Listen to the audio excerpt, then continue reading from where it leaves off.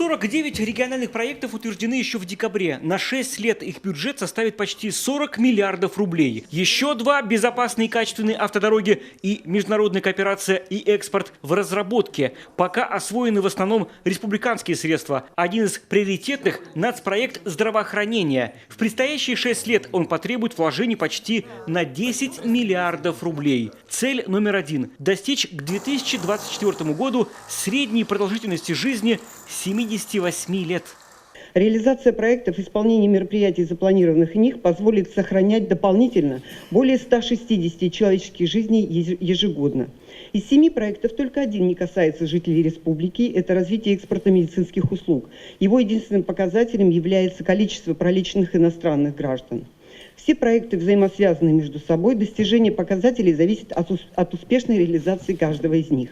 Усилят в первую очередь первичную медико-санитарную помощь. В планах ремонт детской республиканской клинической больницы под МРТ, приобретение цифрового стационарного рентгеновского комплекса, бороться с сердечно-сосудистыми патологиями будут на новых препаратах. А для лечения рака и вовсе переоснастят учреждения. Обеспечить здоровую и комфортную жизнь намерен и региональный Минтруд.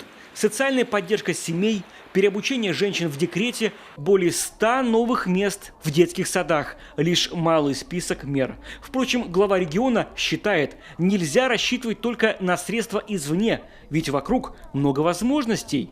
Не сидите в домике, а отработайте соответствующие предложения. Где-то, может быть, дополнительно детский сад организовать, где-то организовать социальное учреждение, где-то организовать центр занятости, где-то организовать еще что-то, понимаете? Специфические какие-то функции, которые как раз помогут людям и так далее. Это может быть центр для, помощи многодетным, куда они просто могут приходить и там определенную часть своего времени вместе со своими же детьми тратить, да еще и деньги получать. Понимаете, какие-то. Потому что здесь меры стимулирования занятости населения, они стоят даже важнее и приоритетнее всех остальных стимулирующих выплат, связанных с рождением и так далее. Человек получает одноразовую помощь. Помощь закончилась, человек остался с проблемой. Вот это нужно четко для себя понимать. Если не будет постоянно продленного соответствующего экономического эффекта, у человека никогда не возникнет желания. Особое внимание к проекту «Чистая страна». До конца 2021 года в программу восстановления лесов арендаторы лесного фонда должны вложить около 1,5 миллиарда рублей. Они пойдут прежде всего на оснащение спецтехникой лесопожарных служб. Так уже в этом году запланировано приобретение 15 первых единиц. По нацпроекту «Экология» поставлена задача обеспечить полное воспроизводство вырубаемых участков, а также тех, которые оказались потеряны в результате пожаров. Еще одно направление – мусор. И тут многое будет зависеть от инвестиций регионального оператора.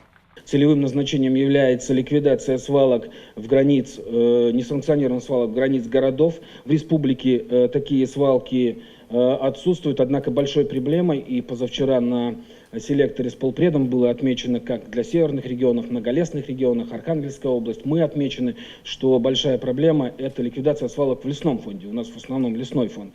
Соответствующие предложения полпред поручил подготовить, чтобы в эту программу вошли и ликвидация свалок в лесном фонде. В малый и средний бизнес дополнительно вовлекут больше 20 тысяч человек. Поможет новый благоприятный налоговый режим для самозанятых. Работать можно в соцсетях, обучаться по новым программам. Контроль за выполнением национальных проектов предстоит серьезный. Мониторинг уже сейчас ведется в федеральной информационной системе «Электронный бюджет». Проверять в онлайн-режиме будут всех министров и глав муниципалитетов. Ответственность по каждому показателю отныне персональная. Роман Истомин, Таисия Жакова, Олег Юшков, телеканал Юрган, Сыктывкар.